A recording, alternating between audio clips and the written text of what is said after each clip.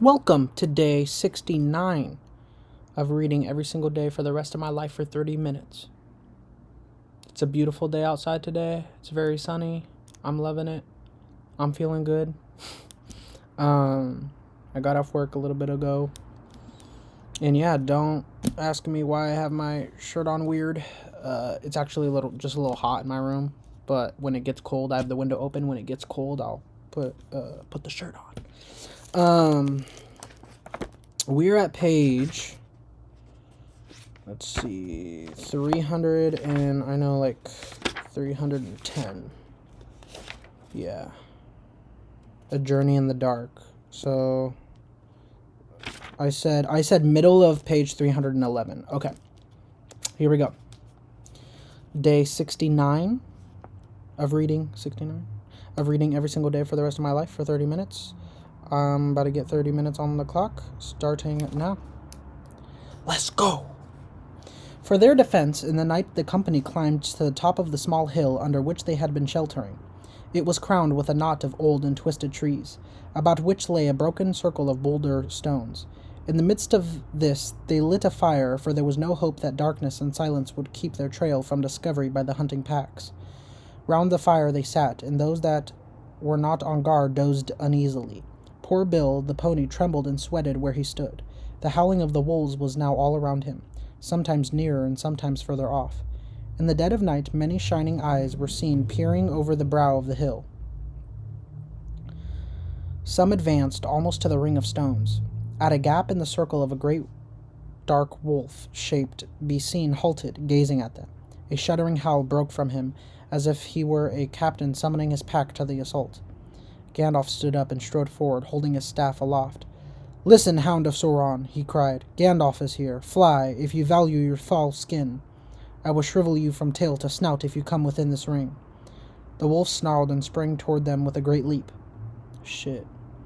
At that moment there was a sharp twang. Legolas had loosed his bow. There was a hideous yell, and the leaping shape thudded to the ground. The elvish arrow had pierced its throat. The watching eyes were suddenly extinguished.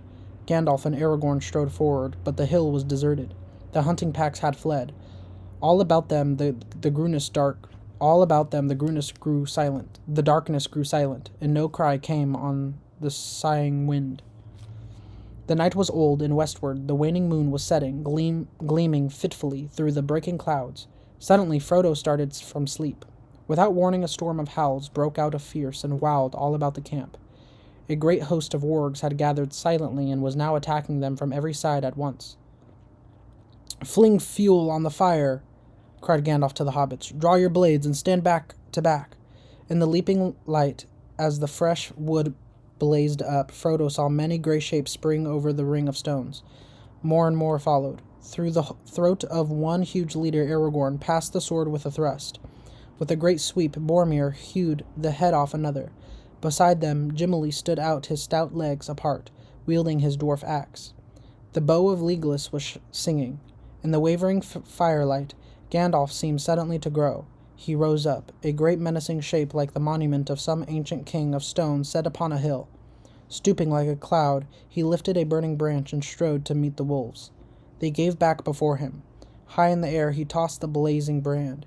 It flared with a sudden white radiance like lightning, and his voice rolled like thunder.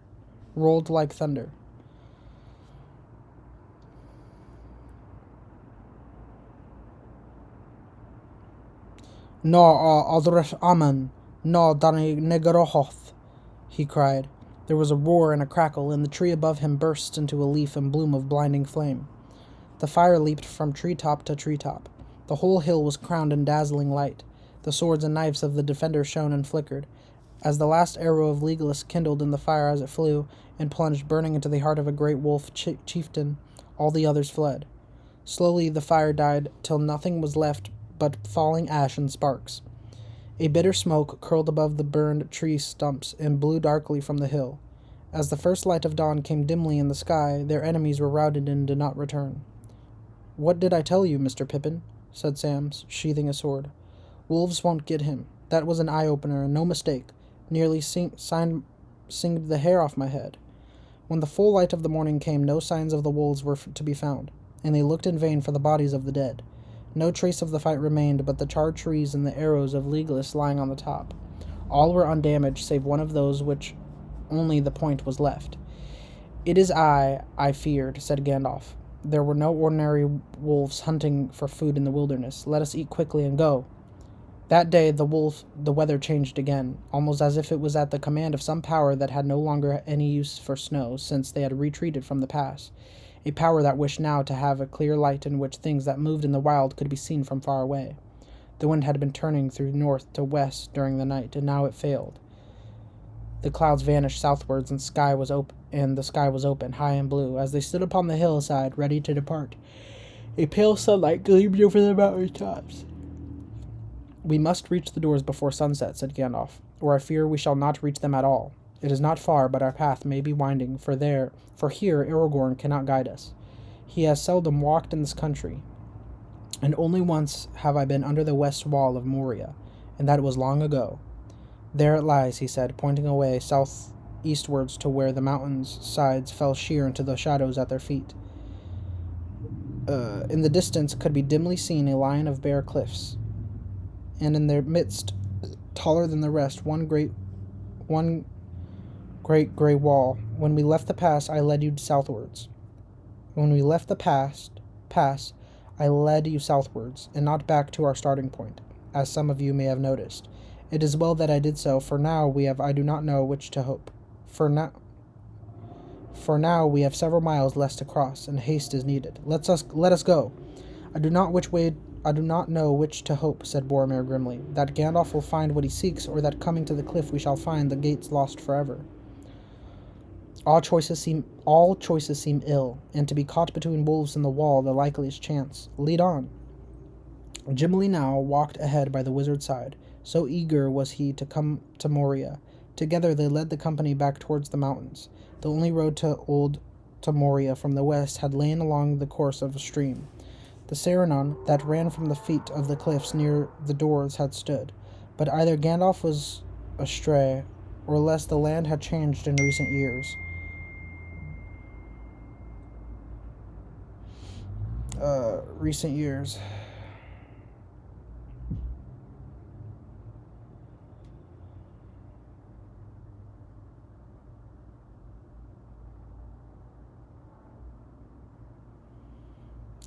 Sorry, I'm trying to find where that was. The only road from our western land, but said Gandalf was in Australia, changed in recent years, for he did not strike the stream where he looked to find it, only a few miles southwards from their start. The morning was passing towards noon, and still the company wandered and scrambled in a barren country of red stones. Nowhere could they see any gleam of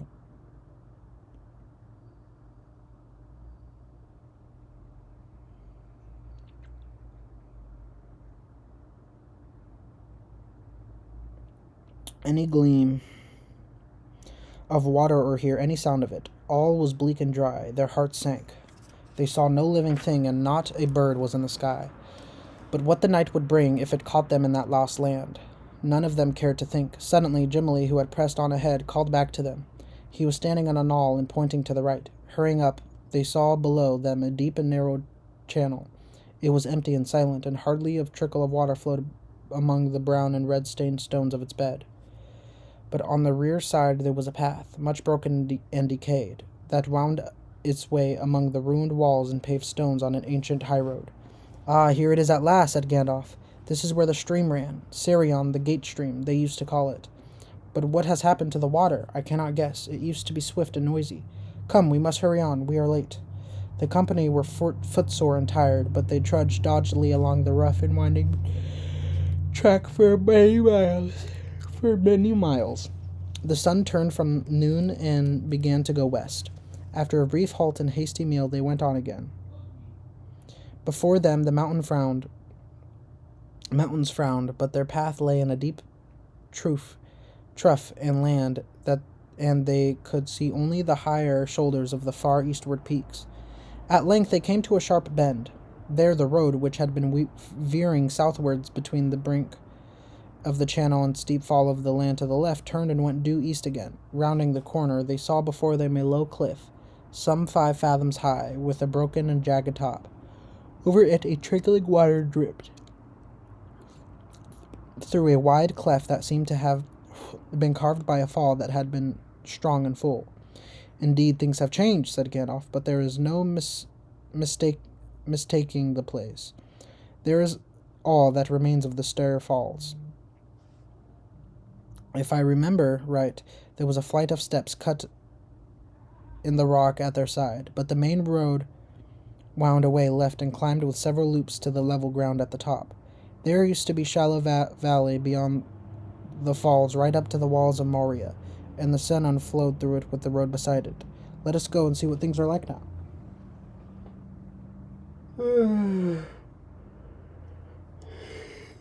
Sorry, y'all, I'm stretching. Okay.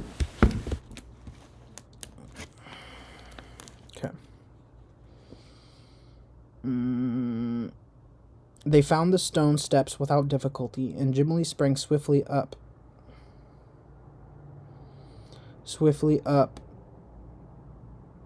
them, followed by Gandalf and Frodo.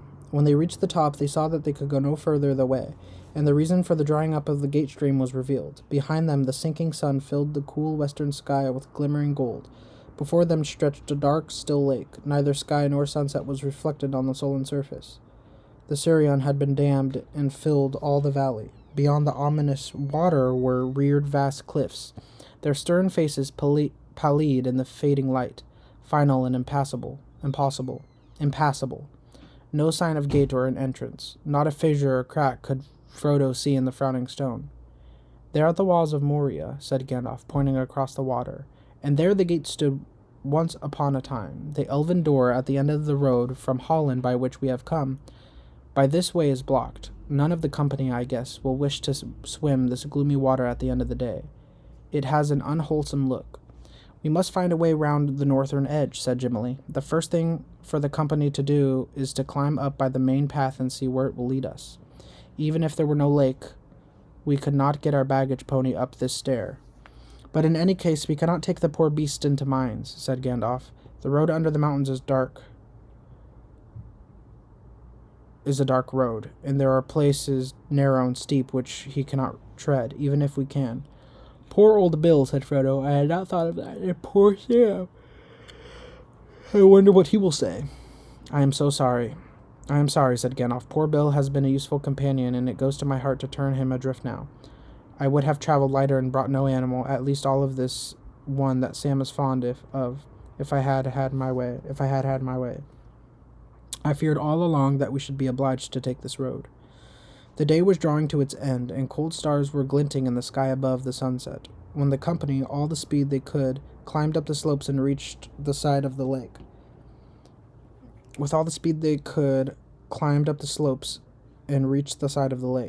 In breadth, it looked to be no more than 2 or 3 furlongs at the widest point. How far it stretched away southward they could not see the failing light, but its northern end was no more than half a mile from where they stood, and between the stony ridges that enclosed the valley and the water's edge there was a rim of open ground.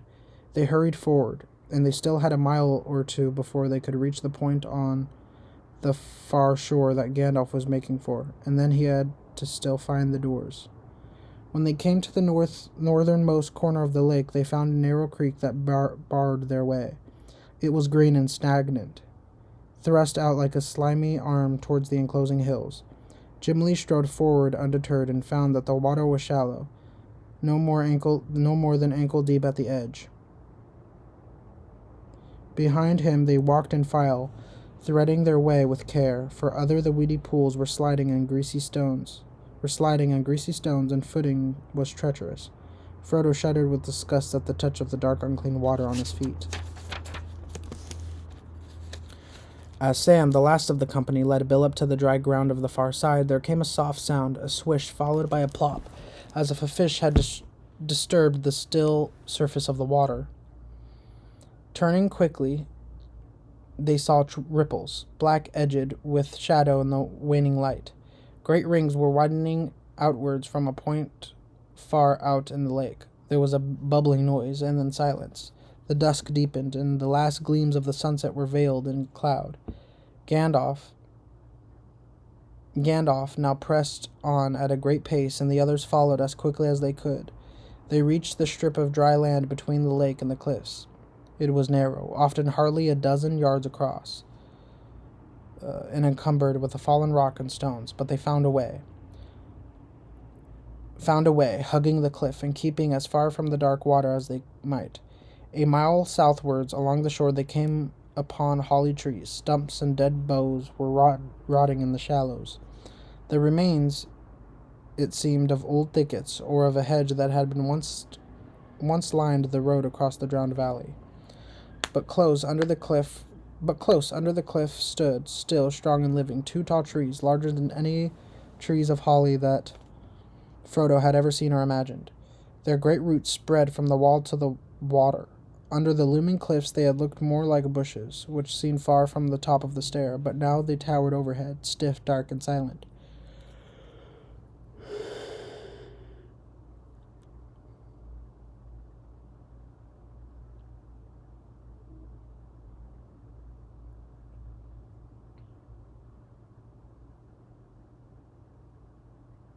Throwing deep night shadows about their feet, standing like sentinel pillars at the end of the road. "Well, here we are at last," said Gandalf. Here's the elven way from Hollin ended. Holly was the token of the people of that land, and they planted it here to mark the end of their domain, for the west door was made chiefly for their use in the traffic with the lords of Moria. Those were happier days, and there was still friendship at times between folk of Organ race, even between dwarves and elves.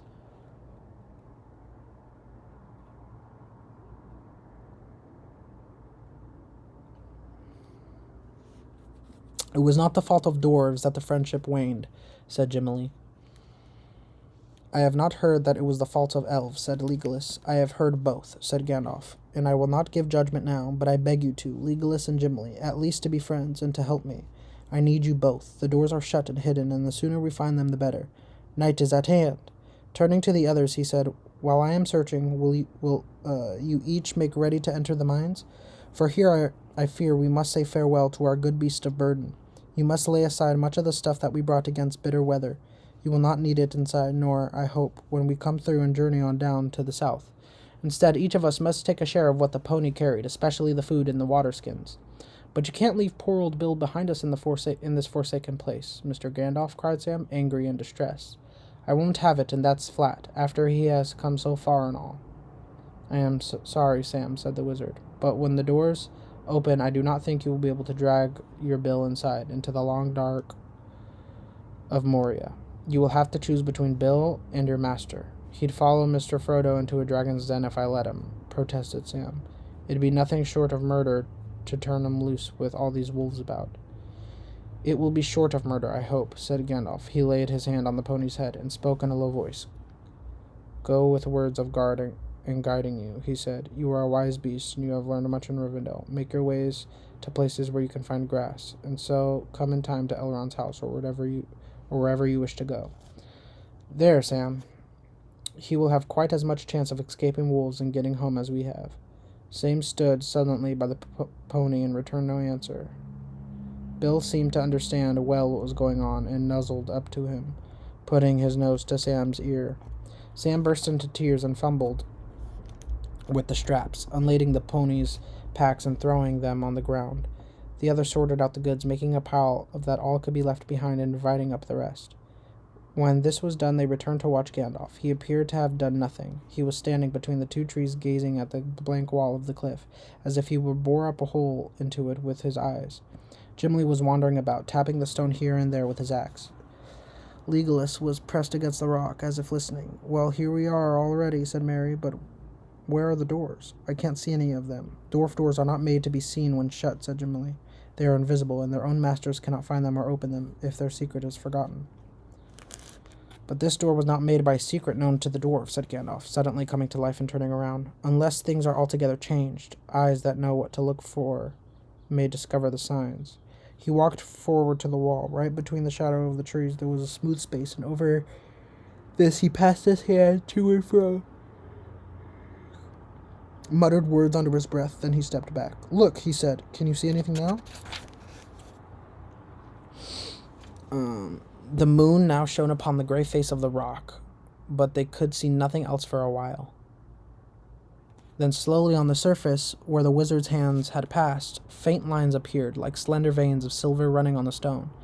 At first they were no more than pale, gossamer threads, so fine that they only twinkled fitful where the moon caught them, but steadily they grew broader and cleaner, until their design could be guessed. I'm gonna use the restroom real quick. I'm gonna be so quick.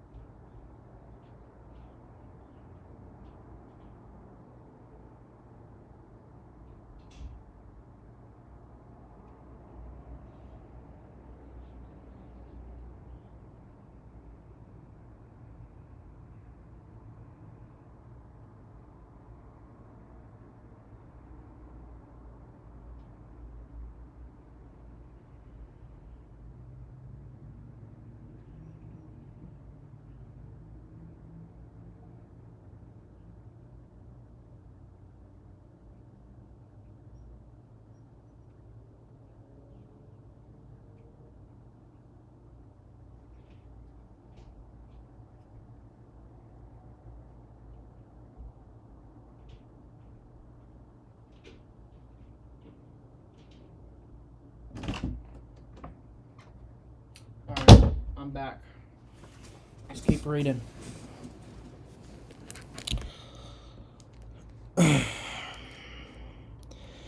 There are emblems of Duron, cried Gimli. And there is the tree of the High Elves, said Legolas, and the star of the House of Fenar, said Gandalf.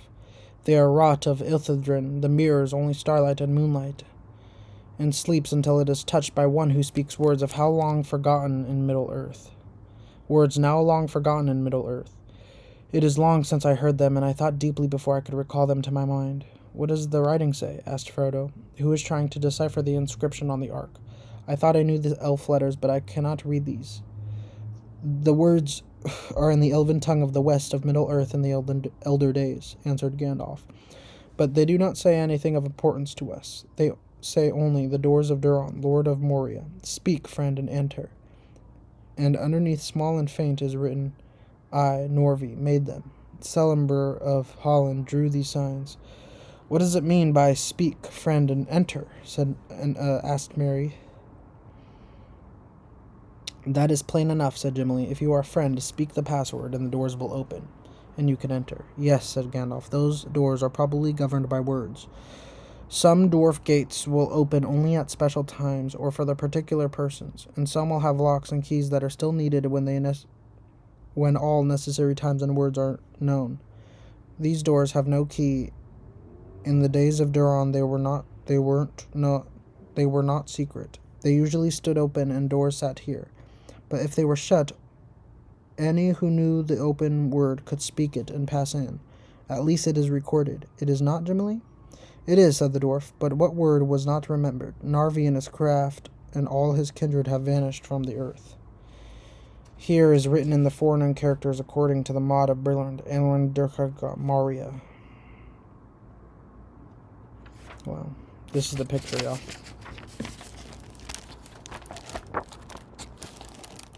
Boom. Alright. But do not you know the word? Gandalf asked Boromir in surprise. No, said the wizard. The others looked dismayed. Only Aragorn, who knew Gandalf well, remained silent and unmoved. Then what was the use of bringing us to this accursed spot? Cried Boromir, glancing back with a shudder at the dark water. You told us that you had passed through the mines. How could you be if you did not know how to enter? The answer to your question, Boromir, said the wizard, is that I do not know the word yet, but we shall soon see. And he added, with a glint in his eyes under their bristling brows, you may ask what is the use of my deeds when they are proved useless. As for your other question, do you doubt my tale? Do you doubt my tale, or have you no wits left? I do not enter this way. I came from the east. If you wish to know, I will tell you that these doors open outwards. From the inside you may thrust them open with your hands. From the outside nothing will move them save the spell of command. They cannot be forced inwards. What are you going to do then? Asked Pippin. Sorry guys, I'm just stretching. Oh my gosh.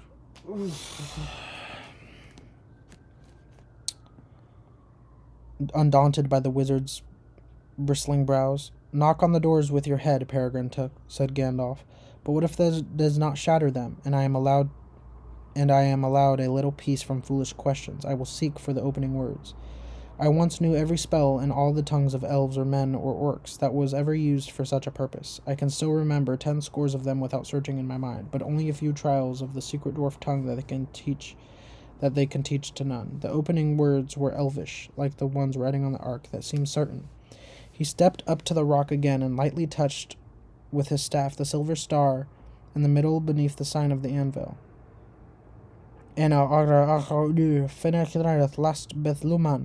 He said in a commanding voice. The silver lines faded, but the blank gray stone did not stir. Many times he repeated these words in different order or varied them. Then he tried other spells, one after another, speaking now faster and louder, now soft and slow. Then he spoke many single words of elvish speech. Nothing happened. The cliff towered into the night. The countless stars were kindled, and the wind blew cold, and the door stood fast. Again Gandalf approached the wall, and then lifting up his arms, he spoke in tones of command and rising wrath. Eltro, Eltro, he cried, and struck the rock with his staff. Open, open, he shouted, and followed it with the same command in every language that had ever been spoken in the west of Middle-earth. Then he threw his staff on the ground and sat down in silence. At that moment, from far off, the wind bore to their listening ears the howling of wolves.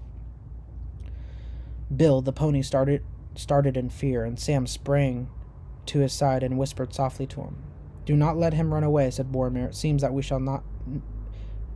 we shall need him still, if the wolves do not find us. How I hate this foul pool. He stooped, and picking up a large stone, he cast it into the dark water. The stone vanished with a soft slap, but at the same instant there was a swish and a bubble. Great rippling rings formed on the surface, out beyond where the stone had fallen, and they moved slowly towards the foot of the cliff. Why did you do that? Boromir, said Frodo. I hate this place too, and I am afraid. I don't know what. Not of the wolves or the behind the doors, but of something else. I'm afraid of the pool.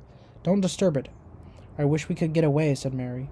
Why doesn't Gandalf do something quick, said Pippin. Gandalf took no notice of them. He sat in his head bowed, either in despair or in anxious thought. The mournful howling of the wolves was heard again. The ripples of the water grew and came closer. Some were already lapping on the shore. With a suddenness and startled them, all the wizard sprang to his feet. He was laughing. I have it, he cried. Of course, absurdly simple, like most riddles when you see the answer. Picking up his staff, he stood before the rock and said in a clear voice, Melon! The star shone out briefly and faded again. Then silently a great doorway was outlined, though not a crack or joint had been visible before. Slowly it divided in the middle and swung outwards inch by inch, until both doors lay back against the wall. Though the opening, a shadowy stair, could be seen climbing steeply up, but beyond the lower steps the darkness was deeper than the night. The company stared in wonder. I was wrong after all, said Gandalf and Gimli too. Merry, of all people, was on the right track. The opening word was inscribed on the archway all the time. The translation should have been, Say, friend, and enter. I had only to speak to the Elvish word friend, and the doors opened. Quite impossible. Quite simple. Too simple for a learned lore master in these suspicious days. Those were happier times. Now let us go. He strode forward and set his foot on the lowest step. But at that moment, several things happened. Frodo felt something seize him by the ankle, and he fell with a cry. Bill the pony gave a wild neigh of fear, and turned tail and dashed away along the lakeside into the darkness. Sam leaped after him, and then hearing Frodo's cry, he ran back again, weeping and cursing. The other swung around and saw the waters in the lake seething, as if hosts of snakes were swimming up from the southern end. Out from the water a long sinuous tentacle had crawled. It was a pale green and luminous and wet. Its fingered end had a hold of Frodo's foot and was dragging him into the water. Sam, on his knees, was now slashing at it with a knife. The arm let go of Frodo, and Sam pulled him away, crying out for help. 20 other arms came rippling out. The dark water boiled, and there was a hideous stench. "Into the gateway, up the stairs, quick!" shouted Gandalf, leaping back, rousing them from the horror that seemed to have rooted all but Sam to the ground where they had stood. He drove them forward. They were just in time, Sam and Frodo, only a few steps up, and Gandalf had just begun to climb, when the groping tentacles writhed across the narrow shore and fingered the cliff wall and the doors. The one wrinkled over the threshold, glistening in the starlight. Gandalf turned and paused. If he was considering what word would close the gate again from within, there was no need. Many coiling arms seized the doors on either side, and with horrible strength swung them around. With a chattering echo they slammed, and all the light was lost. A noise of rending and crashing came dully through the ponderous stone. Wow. That was day 69 of reading 30 minutes every single day for the rest of my life.